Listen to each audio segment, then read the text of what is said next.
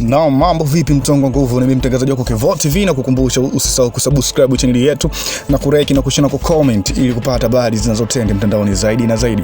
Bwana, sasa story ambazo zimetrend sana mtandaoni, ambazo zimeenda viral sana, zinaongelewa bwana kuhusu Mpanzu. Wengi tunajua Mpanzu ni mchezaji mzuri sana ambaye anasifika muda wote, ni mchezaji bora sana katika ligi hapa Tanzania. Vile vile bwana, issue ambazo sasa imeenda viral sana kwa mchezaji huyu, tunajua kabisa Mpanzu sasa hivi ana mapenzi na Simba kabisa. Ni mchezaji ambaye kusema kweli mapenzi na timu ya Simba yamepungua, kwa sababu Simba pakati ilikuja ofa ya timu kama mbili kumhitaji Eli Mpanzu, na tunajua kabisa Simba walikataa hiyo ofa kwa sababu walikuwa bado wanamhitaji Eli Mpanzu kuitimkia timu ya Msimbazi, kuipambania timu ya Msimbazi.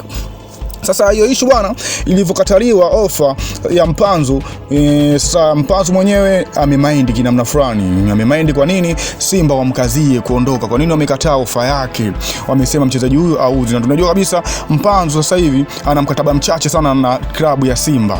Ana mkataba mchache sana na Simba, kwa hiyo mkataba ukiisha ili Mpanzu anaweza akaondoka timu ya Msimbazi akatafuta timu nyingine, kwa sababu Simba imemkazia ofa yake. Alikopo ofa nzuri sana, alikopo anahitajika kwenda Eli Mpanzu. Sasa Simba wameona kinamna fulani kumkomoa Eli Mpanzu kwa sababu aliforce mwenyewe kuondoka pale Msimbazi, wakaamua wamkazie kuondoka pale Msimbazi.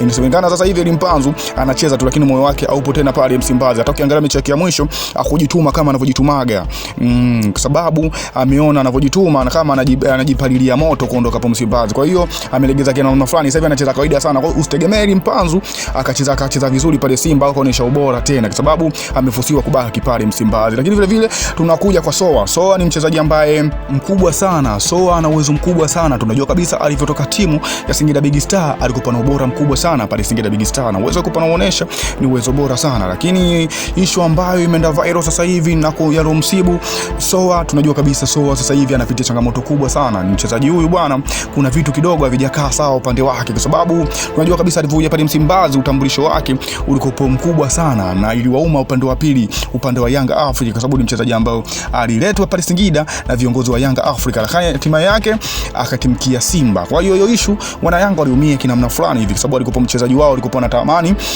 wawe naye. Sasa issue alivyotambulishwa na Msimbazi bwana, Soa alifanya kitu fulani kama ziaki fulani kwa kiongozi wa Yanga Africa, engineer. Tunaona kabisa alichana picha ya engineer. Sasa ile issue kama ilimkosti fulani, wengi sana waliongelea ile issue kusema Soa, kwa kuwa umefanya kitendo kile, angalia soka lako na upo Tanzania hapo, mji wa watu. Kwa hiyo unaonekana utakuja kupotezana kwenye ligi hapa Tanzania. Leo msibu ni hayo sasa.